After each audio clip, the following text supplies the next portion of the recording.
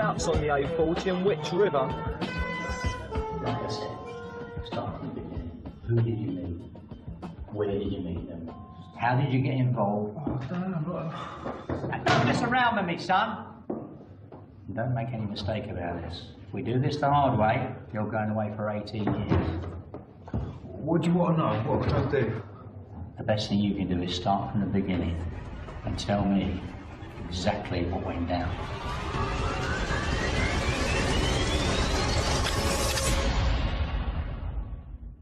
26-year-old convict Stuart Buckley was serving a 9-month prison sentence for handling stolen goods. He was a fastidious individual. He paid great attention to detail. His cell was kept immaculate. Everything had its place, and he made sure it was kept clean. He was quite a nice kid, easy to talk to, my sort of guy. In my book, an idiot who got a little bit overambitious. Yeah, he was just a crafty little criminal, really. He wasn't a big-time criminal. He had the ability to work. I've got to say, he had a criminal mind. I think that's what gave him the thrills, that he's involved with it. He was an interesting little character. He had some history of small-time crime, handling stolen goods, but small-time fraud as well. And I think he'd been in jail about twice. I don't think he could read or write, but he was quite a genius with electricals, phones, etc. After his release from prison, Stuart Buckley was hoping to use his electrical experience to gain employment. Well, he was a man that wasn't a trained electrician. He hadn't done an apprenticeship stuff. There wasn't any electrical job he couldn't do. One or two of the crimes we investigated found out that he'd been able to manipulate phones, bypass phones, intercept phones, and yeah, for a man of his background, he was very good at it. Responding to a job vacancy, Buckley had secured an electrician's post at the Bank of America in London's Mayfair. The Bank of America was based in probably one of the most affluent areas of London, where diplomats are based, so it would have been used by envoys, diplomatic corps people, and probably as well Far Eastern businessmen who have vast amounts of money and want to have stored it somewhere safe. The Bank of America is one of the world's largest banking institutes. In the 1970s, they had 9 branches situated in London. One of their branches was on Davy Street in Mayfair, where Stuart Buckley was now working. It's a lovely old building with a vault, as most banks have. And obviously, because of its situation, I would imagine quite a busy bank. And at that time, they had problems with getting the proper phones that they needed for the bank. And he was able to get them all through the back door, and he did all the phones in the bank. They'd have to wait 6 months. Americans get it. Got a chance of getting it done tomorrow, get it done. They didn't ask any further who's doing it. Alarmingly for a bank, the officials had failed to carry out any background checks on Stuart Buckley before employing him.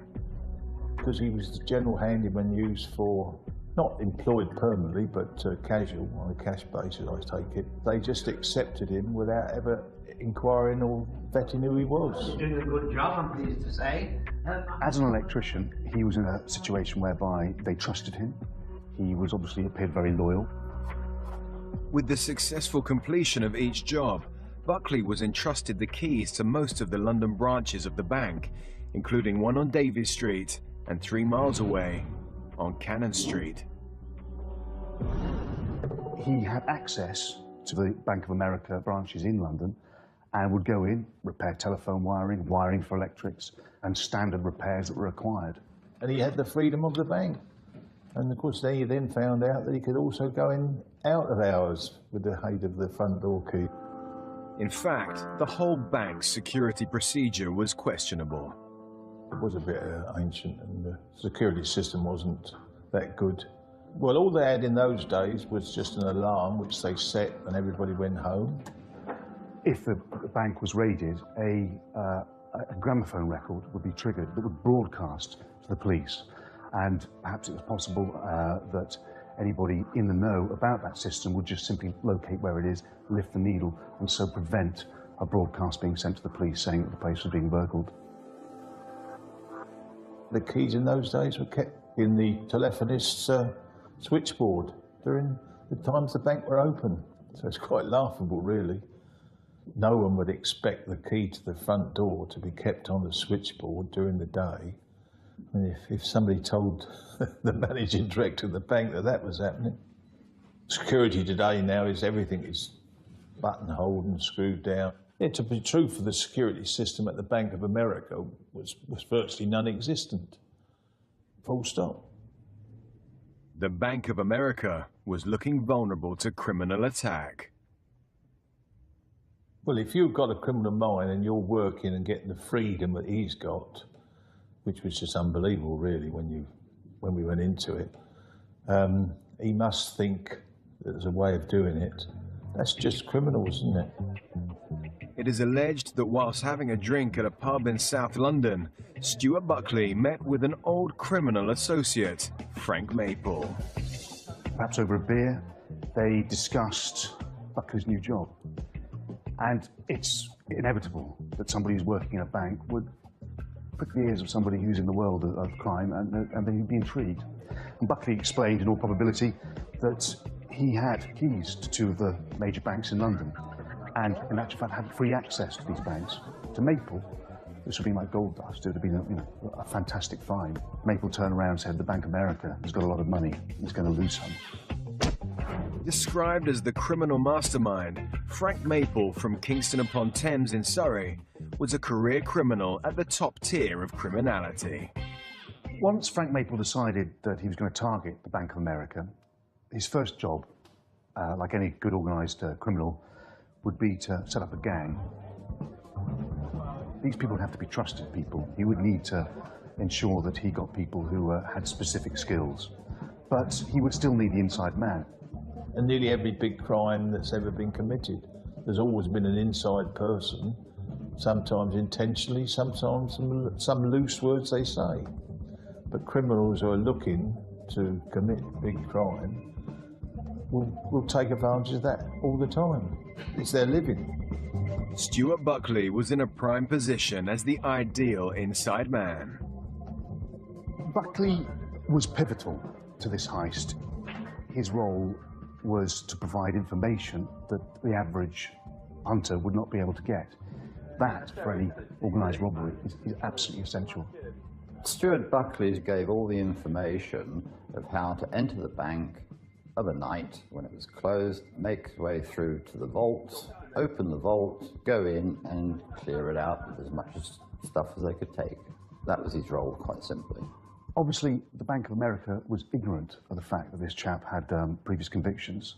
So him being given free rein would have been invaluable and made him the perfect inside man. A gang of experienced criminals were put together to organise and carry out the robbery. Jimmy O'Loughlin from Kingston-upon-Thames, Frank Maple's neighbour and chief of staff. In an organised criminal gang, a chief of staff is central to the operation. He would identify who would be required for the job and to ensure that they would be able to fit the bill and were experts in their field. I think O'Loughlin would look at it because his convictions weren't that serious, but I would think he would see his opportunity in getting himself in with this hierarchy of criminals. Leonard Minchington from Palmer's Green in North London, known as Johnny the Bosch. Minchington, also known as Wild, who was well known in police circles. His nickname was Johnny the Bosch, which every criminal, every police officer referred to him because apparently he looked like a German from his prison photographs. Leonard Minchington, who had a number of names and aliases, was nicknamed the King of the Twirls. He was a bloke who had expertise in cracking safes. He got several convictions. He'd been involved in armed robberies, burglaries. A lot of it is a sort of folk myth, but one of the things they said was that he was given 2 keys for 2 doors. He produced a key that opened both doors. He was a professional criminal prepared to do anything that would earn him the odd shilling, as they say. Peter Coulson from Southgate in North London, nickname the Lucky Thief. Well, Peter Coulson was a professional criminal. Didn't have any conviction as such. Never been to prison in his life, but had a big house. When you knew his background, he'd been a thief since he was a young kid. He was a bit of a playboy, prepared to do any sort of crime to get money. He was just another intriguing character who come out of Hoxton. The very fact that he had an unblemished record meant that he was very attractive to anybody setting up a gang required for a heist. Peter was a very competent thief. He'd got away with stuff in the past and he made a lot of money.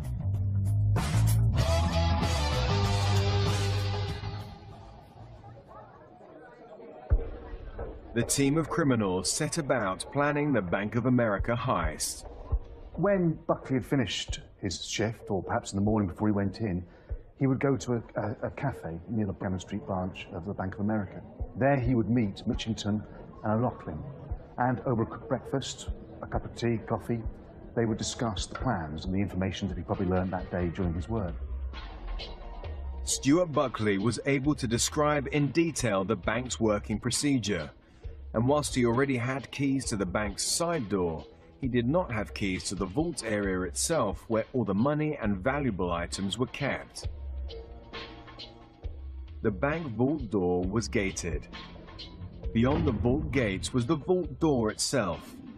There were two independent dials set into the front of the door. The bank manager had one set of combination numbers, and the chief cashier had the second, but neither knew the other's combination.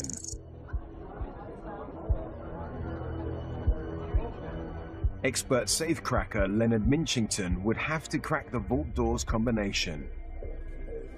But he first needed keys to the vault gate itself, which were kept at the bank's reception.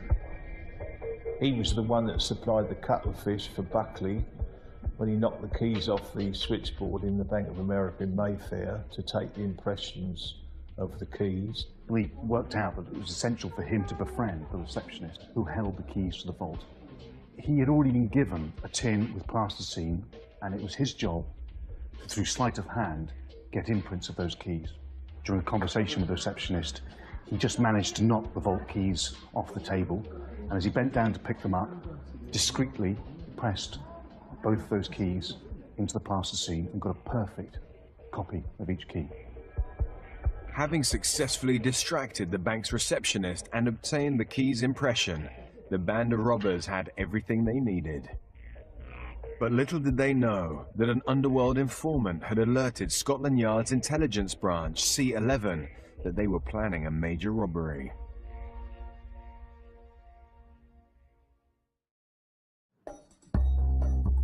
Upon his release from jail, ex-convict Stuart Buckley had managed to obtain a job as an electrician for the Bank of America in London. However, the bank officials were unaware that Buckley was acting as the inside man for his criminal associates, Jimmy O'Loughlin, Leonard Minchington, and Peter Coulson, who were planning one of Britain's biggest heists. But the criminal gang were also unaware that surveillance officers from Scotland Yard's intelligence unit C11 were monitoring their meetings. In those days, the intelligence section worked on major criminals. Sometimes it was because they knew they were involved in crime, and sometimes it was because they were told by somebody that a particular criminal was going to do something in the very near future. And through watching Minchington, they saw him meet what turned out to be Buckley and O'Loughlin, and the meeting was in a cafe in Cannon Street at the rear of the Bank of America in the city. Unknowingly, the gang continued making plans. With access to the bank, with full knowledge of how the bank operated in timings, the comings and goings, they encountered one serious problem, and that was how to actually get past the vault itself. They didn't have one essential piece of information, and that was the numbers with which to unlock the vault itself. They could get into the building, but they could not get past the vault without breaking it open. The gang set about researching and obtaining the various specialist equipment they required for the job. They decided that the best way to do this would be to use electromagnetic presses that would be placed onto the two locks on either side, the left and the right lock, and then drill into the mechanism. This would be an incredibly difficult job in itself. And the idea would be then that once they had drilled into the locks, they would be able to use feelers to be able to probe inside the mechanism and carefully pry it open the lock and enable themselves to actually break in. But the criminals would face yet another hurdle in their master plan. The fact that people would be in the computer room beyond the hours and during the time that they would actually be drilling or working at the vault to try and break into it posed a serious threat to this gang. It meant that they would have to have lookouts making sure that they were safe and that they were not going to be interrupted, and if they were interrupted, exactly how they would respond to it. And there, obviously, came the danger of violence. The robbers decided to hire additional help. The time was ripe for what they believed was going to be the jackpot of the century. On Friday, the 25th of October, 1974, at 6 p.m., the bank officials locked the vault and closed business for the day. With excitement and anticipation, the robbers entered the Bank of America on Davies Street in Mayfair. With an operation like this, inevitably, there is a window of opportunity to be able to carry out the raid. They know when they can go in to begin, and they know roughly when the security guards are going to be returning, and they have to leave before then. The alarm was quickly disabled. Once the robbers had gone into the vault, during the nighttime raid, they began drilling. They encountered a serious problem. The thick steel door was virtually impenetrable. It didn't last too long because they realised the drill was getting too hot. They became desperate. They'd cooled it down with Coca-Cola, so it wasn't a real concerted effort, because otherwise they'd have gone in prepared. What happened with the drill bits is they broke, and when they broke, they began to lose hope they were actually going to achieve the goal. Tempers began to fray.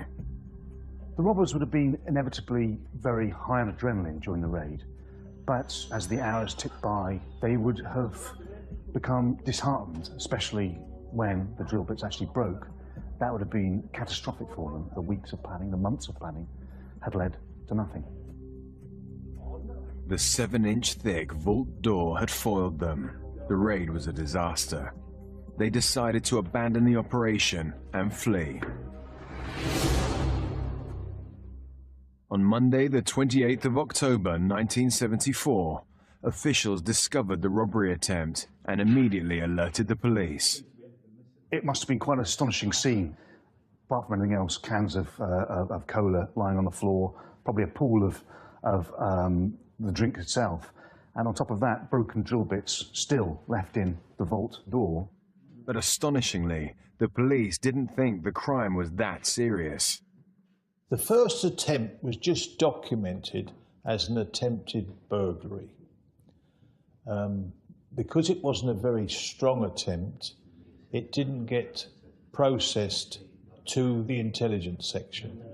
Whether it should have done or not, in hindsight, probably did, but it didn't. Only the more serious crimes get reported because there's hundreds every day. There was nothing other than the fact it was a bank to bring it to notice. In hindsight, perhaps it should have been. But the thing was, it ended up just as an attempted offence, and that's how it was left. And so therefore didn't set off the chain reaction that would have actually happened if they succeeded. But these robbers were already under Scotland Yard's watchful eye. The intelligence unit had monitored the three people meeting at a cafe in Cannon Street, and that led them to believe that in all probability that they were near the bank they were planning to raid. And as we know, Cannon Street had a Bank of America exactly on that street. They concentrated their efforts at the city, because naturally I would have probably done the same, unless somebody's going to tell them exactly what's happened, but they haven't got that inner information. They put two and two together and made the wrong conclusion that the robbery was going to be in the Bank of America in the city. With the intelligence unit unaware of the attempted burglary 3 miles away at the Bank of America branch on Davies Street in Mayfair, the criminal gang had managed to evade arrest. Brazenly, they set about planning a second attempt, but this time they would need more information.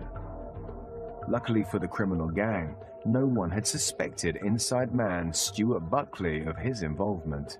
Instead, he was allowed to carry on working as usual. One of his jobs was to fit some wires above the vault, and he had to get access to the ceiling. And as he made his way through a fake ceiling to fit these wires along some pipes and electrical ducting, he managed to drop his screwdriver through the polystyrene tile. And as he looked down, whilst up above the vault, he was able to see quite clearly both the dials that required the codes to get access into the vault. Sitting quietly 3 feet above the two men, sandwiched in the false ceiling, Buckley stared through the small hole as the bank manager and his cashier began dialing. And I believe he put in there some form of magnifying glass, whether it was a lens from a camera or something like this to magnify it. When they came in the morning and did the various dials, he was able to write it down. As he watched, the locks were released and the door was winched open. It must have been an incredible find for Buckley to be in a position concealed from anybody else in the vault, looking down on the actual locks themselves and being able to see how the codes would be input. It must, I mean, you know, for any criminal, that must have been a fantastic moment, realizing firstly he was hidden, and secondly he had access to information that nobody else would be able to obtain. And he waited there till the bank closed, and he came back down out the front door with the key he'd got, or locked it. This was invaluable information to the criminal gang. For most organised gangs, the chance to return to a failed crime would be just an absolute act of madness. But when Buckley returned, spoke to Maple and the others, and explained how he had found a position, a vantage point where he could see these locks, they must have again thought this was manna from heaven. That, for them, allowed them to redraw their whole operation and work out a new way to get into that bank. Finally, their plans were back on track. If he could access the vault, right, and pass that on to his friends to do the robbery, there's a lot of money in it for him. So from that minute on, they had the combination of the safe deposit. It's just a matter of going in there and doing it. The gang of thieves were finally ready to rob one of the world's largest banks. They were about to make criminal history. But this time they were better prepared. They had hired a team of criminals to help. On Thursday, the 24th of April, 1975, at 6:05 p.m., 8 men, smartly dressed in business suits, entered the Bank of America in Mayfair. They were about to carry out Britain's biggest heist. It's a posh part of the town. It's a place where businessmen, city workers and so on will be returning home. And to appear in Congress, they carried briefcases and sometime after 6 p.m. entered the building. They had about 2 to 2.5 hours before a security patrol came round to check the bank. Each member of that gang had a specific role.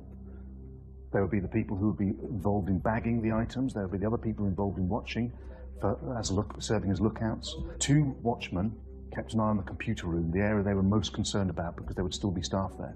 They got the combinations numbers that Buckley had given them correct, and they had the vault open within a matter of minutes. And it was a matter of how many safe deposits boxes they could get open. They used the expression caned, which is levered it open, because it takes a while to lever each one. So they managed to get into 79 boxes, and I think there was 400 or 500 in there. They discovered a treasure trove of money, jewellery, and exceptionally valuable items. they began bagging them. But not everything was going according to plan. During the robbery, as the other members of the gang filled their loot bags, as it were, there were two lookouts who kept an eye on the room where the computer workers were carrying out their work. At some point, one of the staff came out to take a break, and the watchman, the lookout, became concerned that he was going to become privy or aware or interrupt the raid itself, and so actually seized him. Suddenly, there was a hostage situation, and tension mounted dramatically.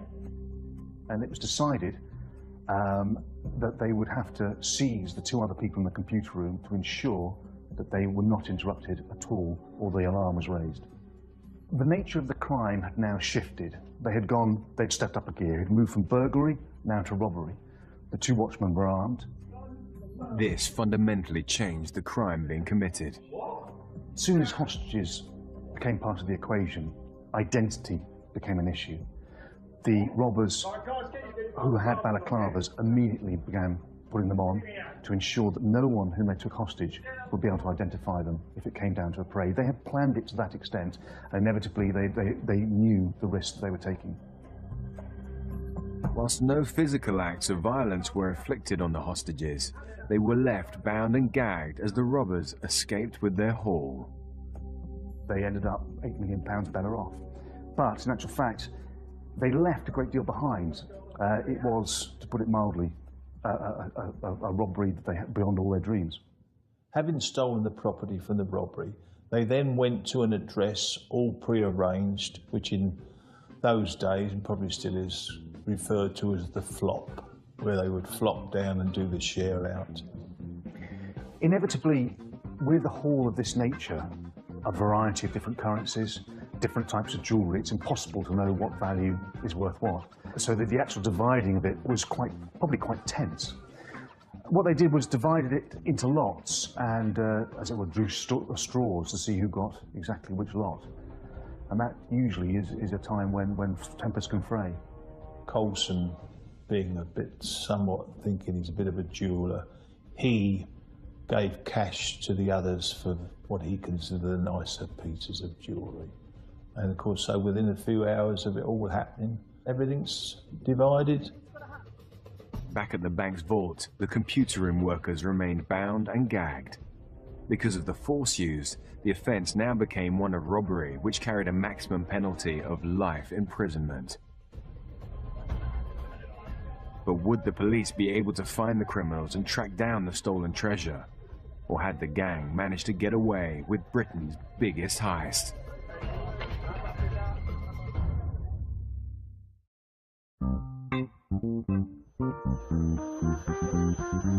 After a failed attempt to rob the Bank of America, inside man Stuart Buckley was able to return to work at the bank without any suspicion. Upon stumbling across a false ceiling directly above the vault, Buckley passed on the vault's combination numbers to his criminal cohorts. The robbers returned to the Bank of America for a second time and successfully entered the vault. They raided over 70 safety deposit boxes before they feared their discovery by 3 computer room workers, whom they grabbed and left bound and gagged as they made off with £8 million worth of cash and jewels.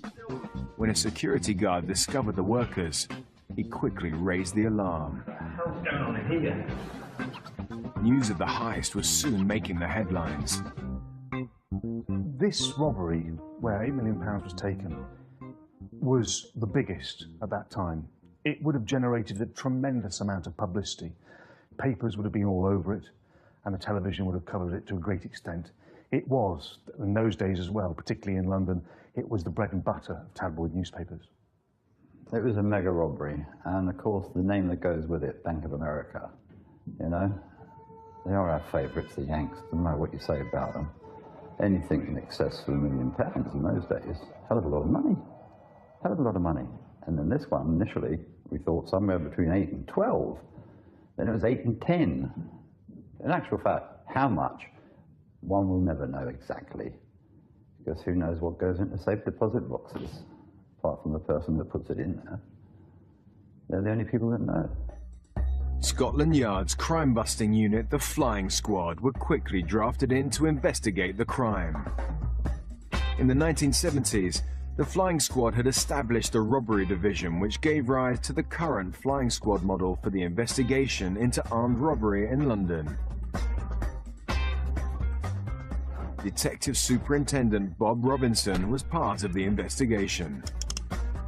It wasn't until the next day that the Yard learnt of the break-in into the bank. Detective Constable Reg Leonard was also part of the police investigation. I was one of the chaps who went up there. We set up an office. I was supposed there'd be somewhere in the region of about 20, 25 of us involved in that inquiry. Once a robbery produces a tremendous amount of headlines, there is a great deal of demand from the bosses of the Met to ensure that the robbers are caught. Detective Chief Superintendent in charge of operations at the Flying Squad was Jack Slipper. With a case like this, it went to their best man, and that was Jack Slipper, nicknamed Slipper of the Yard. Pivotal to the investigation of major robberies, and best known for his pursuit of the great train robber Ronnie Biggs, Detective Chief Superintendent Jack Slipper cut an imposing figure. Slipper went to C11, which is the intelligence unit, and there he discovered that there was intelligence from a tip-off that some robbers were planning some kind of raid in the City of London at a bank. Very quickly, the intelligence section, who had been doing the observations, knew that the probability that the Bank of America in Mayfair Street was committed by the people they'd been watching, the Bank of America in the city. There's not too many bank robberies per day. They know that they've got the right people. And it's just a matter of getting the ones they knew quickly. The information that C11 provided Slipper was pivotal. It gave 3 names, 3 addresses, and from that information they were able to work out who they mixed with, where they met, where they had drinks, and who were their friends. Jack Slipper quickly deployed the arrest phase. They started watching O'Loughlin because he was one of those they knew.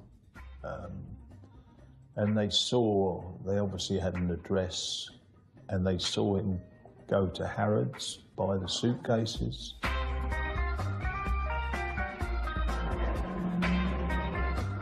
The police! No! And when they arrested him, they found in that bag a stash full of money and jewellery and other items that had been seized from the bank. You're nicked, son! The police quickly identified Stuart Buckley's role in the heist. The information they got from the intelligence unit was that Buckley was one of those seen at the cafe. This immediately flagged him up as the inside man. It meant that they now had the ringleaders of the gang, and they were able to start picking them up. Stuart Buckley was quickly arrested and taken to West End Central Police Station for questioning. Well, they denied it initially, but as the evidence piled up, he then told them he told them who he'd given his share to dispose and hide for him. And that was a friend of his who also got arrested. And he, in actual fact, had put it in a plastic stovepipe and buried it in a field down in the country. The Flying Squad used information of his paltry share to their full advantage. The detectives dealing with, they're not idiots. They quickly showed to him that he had not got a full equal share because they'd got O'Loughlin's share back to compare it, which he didn't take kindly to, and I think that's what tipped the balance with him, and he then started telling all. What do you want to know? What can I do? Psychology for any detective is a key way to get information from people. While Buckley claimed it was the use of violence that led him to give information to police, it may just have been also the fact that they produced in front of him what the other members of the gang got. He told police of how he actually was in a position to be able to get the numbers for the security locks. For 17 hours, he remained cooped up in what must have been incredibly hot right next to heating pipes and confined space in the ceiling. He had taken some sandwiches that he prepared that morning, and he'd also got a bottle in which to urinate. He was crammed in there waiting overnight for the guards to come in, and then for the manager and the assistant manager to come in and unlock the locks. You'd done all that, you'd got up on the roof, you'd given the key to the whole thing, you'd given the combination. To say it in a nutshell, he'd been fully cooperative with them, and they'd had him over. With an enormous breakthrough in the investigation, Stuart Buckley was awarded supergrass status. He would be one of the country's first. A supergrass is someone who goes against the very gangland or the very organised criminal culture that exists amongst criminals. It is a way of setting yourself against them for the rest of your life. They will always hunt you down. He just told everything. He told everything. All his part, how it had come about, and he admitted other crimes. And he agreed that he would give Queen's evidence. In my book, he's a super guy who gives us super information so we can make super arrests. He's a grass, and that is it. He is just an informer, nothing else. The super bit, don't know where it comes from. Perhaps the size of the job, something like this. But there's nothing super about them. They're crooks. The 1970s gave birth to the era of the supergrass and opened a new chapter of criminal investigation in Britain. No criminal had ever before been granted immunity from prosecution or a reduced prison sentence in exchange for giving information. And they very often are willing to sell their souls to reduce the fine or the sentence. The supergrass would prove to be a great weapon in the battle against organized crime, but there was always the threat of danger to the life of the supergrass. When Buckley became a supergrass, he knew he faced a prison term. That was reduced, but at the same time, he was in an environment where he could be got to. The police would have had to assure him that while he served his prison sentence, that he would be kept safe, because he would become a target. Revenge would be high on the priority of those he named. During his time in police custody and as a supergrass, Buckley's privileges would permit him to leave the confines of his cell and be escorted out for his daily exercise. The word had got out, of course, that Buckley was, which he probably had done by that stage, Buckley's life could well have been in danger. So he was escorted out by armed officers, and I was one of those armed officers. I can remember on one occasion taking him out one day, and I took him to a restaurant in Kensington. A chap came in and I noticed Buckley look at him, and he almost went white. So I said, "What's the matter?" He said, "God," he said, "that guy that just came in and just sat down over there, you see him?" I said, "Yeah." He said, "He looks so much like Peter Coulson, it's unbelievable." I said, "You sure it's not him then?" So he said, no, he said, "It's not him." He said, "God," he said, "just made me jump for a little while." He said, "Very same build, facially, it looks the same, the hair." He said, "That could have, you know, very, very much like Peter Coulson." That's something that stuck in my mind and came in very handy later on. Meanwhile, the flying squad was successfully arresting some of the other criminals involved in the heist, including Leonard Minchington.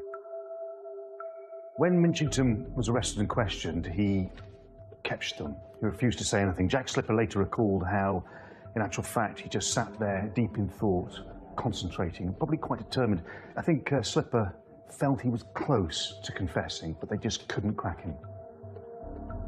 Billy Gear had received a parking ticket, which later helped the police in tracking him down. When we were doing the inquiries, we found out that he'd taken his children to the dentist on the afternoon of the robbery, which necessitated him having to take the car to get there in time. He had double parked after he arrived late for the robbery, and that led police to his door, where they realised, they probably put two and two together and realised that he was a known criminal, and he was at the scene at the time. Billy Gear was arrested along with his wife. He confessed to his part in the heist and returned his share in exchange that the police released his wife, as she was never involved. As the police were desperately trying to find and arrest the few outstanding criminals, they discovered that Frank Maple, who they believed had masterminded the whole heist, had left the UK for Spain. Peter Coulson had also evaded capture.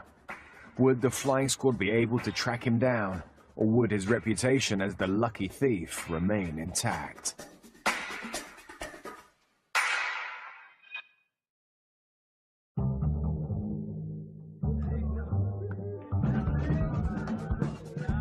Having stolen £8 million worth of cash and jewels from the Bank of America, the robbers had managed to make British criminal history. But the flying squad was quickly drafted in to investigate the crime and bring those responsible to justice.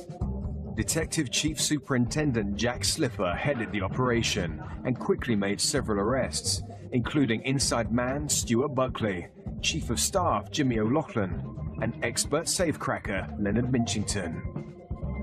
But Peter Coulson was still on the run. We had information from a grasp that Coulson was ringing two girlfriends in North London.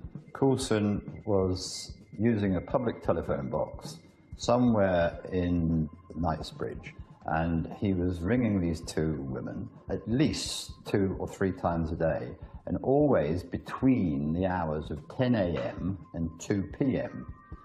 So as a result of that information, we covered some 20 telephone kiosks, all in that area. And it just went on, 10 or 12 days we were doing that. Very, very boring job. On about the 12th day, or the last day, we're making our way back to the office, back to West End Central, and we're driving past Harrods.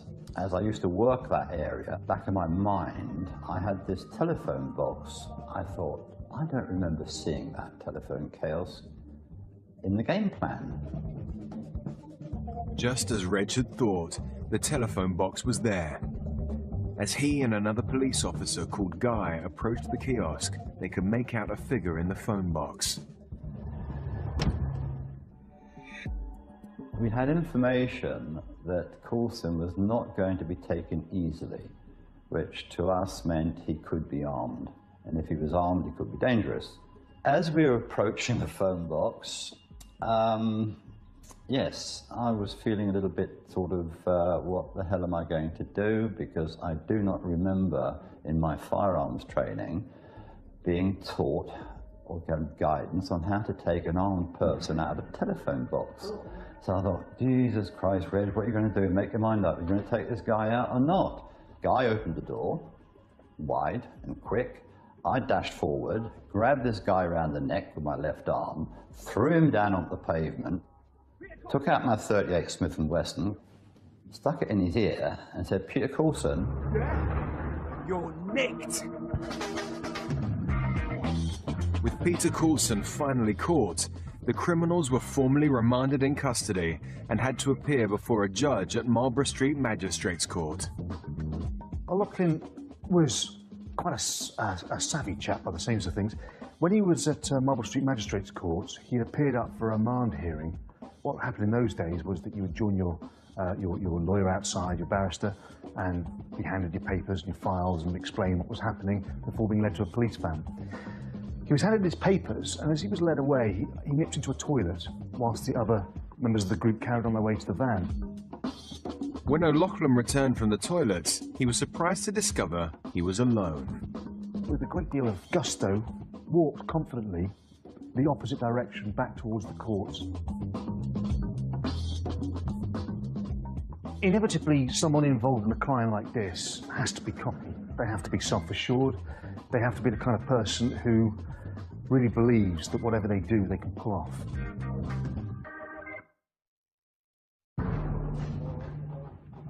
News of Jimmy O'Loughlin's escape would soon reach the British press, where rumours of police bribery were circulating. Once again, the city, the country's press were obsessed with this story, and the flying squad had the humiliation of realising that one of the key suspects had just walked out, arrogantly, just broken bail and disappeared. The pressure on Slipper must have been tremendous. How many times have we got to catch a villain? That little scrote O'Loughlin has escaped from court under our bloody noses.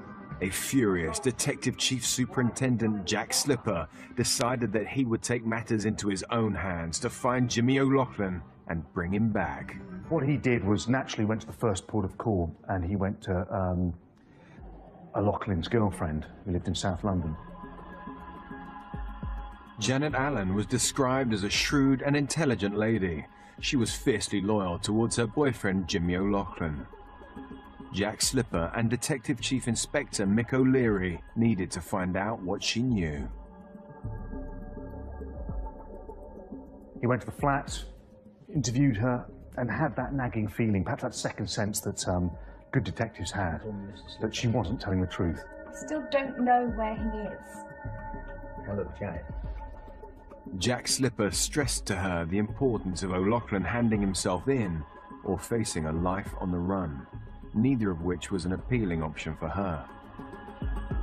It was during their lengthy dialogue that Janet Allen let things slip. You've got to persuade him to give himself up before something really serious happens. I'll probably be able to speak to him before the weekend. Jack Slipper became more and more convinced that Jimmy O'Loughlin was not far away. They left and returned again, this time with a search warrant. He instructed his officers to ransack the property. They went through it, room by room, turning the place upside down, but couldn't find O'Loughlin there. Jack Slipper waited patiently for his men to do a thorough search of the house. I hope we don't cause too much damage. In the end, they went under the stairwell and they found piles and piles of rubbish jammed in there. And because apparently O'Loughlin had bad-smelling feet, one of the officers just couldn't help but notice the smell. And they removed all the rubbish, and they're carrying underneath the stairwell was O'Loughlin. Gotcha! With all the prisoners now safely in police custody, a trial date was set. On the 16th of November 1976, 8 men were sentenced for their various parts in the Bank of America heist. But the main gang members received the longest sentences. Jimmy O'Loughlin got 17 years. Leonard Minchington was sentenced to 23 years. And Peter Coulson received 21 years. Supergrass Stuart Buckley was tried separately and received 7 years. Guilty. Despite having caught some of the key members of the criminal gang, the police only recovered Stuart Buckley, Jimmy O'Loughlin, and Billy Gear's share of the stolen treasure, totaling a mere £500,000. A staggering £7.5 million still remains missing. It could be said the criminals did get away with one of Britain's biggest heists.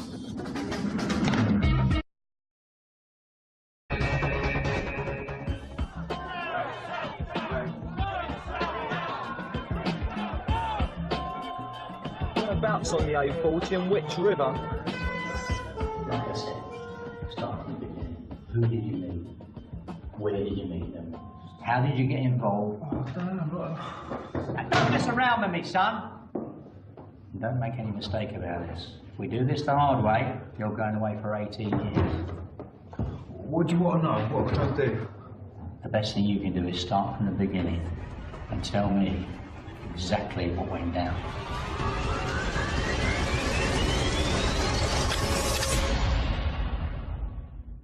26-year-old convict Stuart Buckley was serving a 9-month prison sentence for handling stolen goods. He was a fastidious individual. He paid great attention to detail. His cell was kept immaculate. Everything had its place, and he made sure it was kept clean. He was quite a nice kid, easy to talk to, my sort of guy. In my book, an idiot who got a little bit overambitious. Yeah, he was just a crafty little criminal, really. He wasn't a big-time criminal. He had the ability to work. I've got to say, he had a criminal mind. I think that's what gave him the thrills, that he's involved with it. He was an interesting little character. He had some history of small-time crime, handling stolen goods, but small-time fraud as well. And I think he'd been in jail about twice. I don't think he could read or write, but he was quite a genius with electricals, phones, etc. After his release from prison, Stuart Buckley was hoping to use his electrical experience to gain employment. Well, he was a man that wasn't a trained electrician. He hadn't done an apprenticeship stuff, but there wasn't any electrical job he couldn't do. One or two of the crimes we investigated found out that he'd been able to manipulate phones, bypass phones, intercept phones, and yeah, for a man of his background, he was very good at it.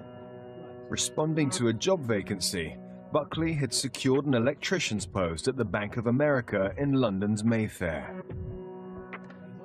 The Bank of America was based in probably one of the most affluent areas of London, where diplomats are based, so it would have been used by envoys, diplomatic corps people, and probably as well Far Eastern businessmen who have vast amounts of money and want to store it somewhere safe.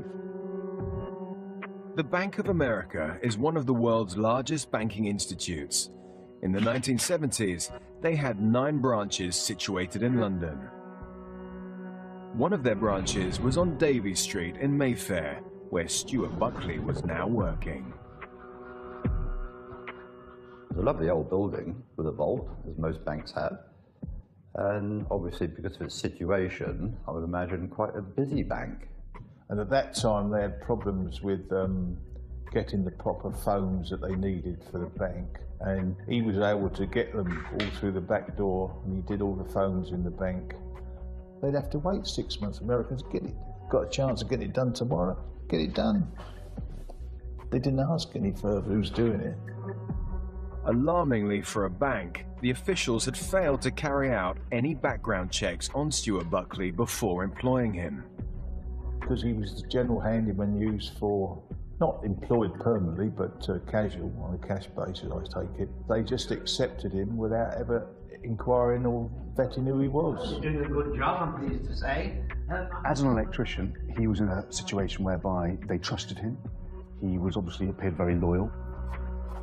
With the successful completion of each job, Buckley was entrusted the keys to most of the London branches of the bank, including one on Davy Street and 3 miles away on Cannon Street.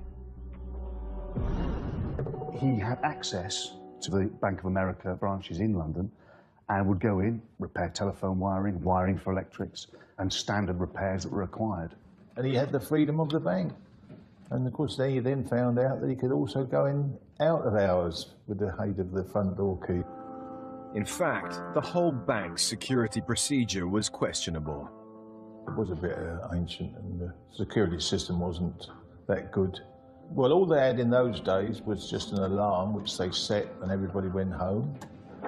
If the bank was raided, a gramophone record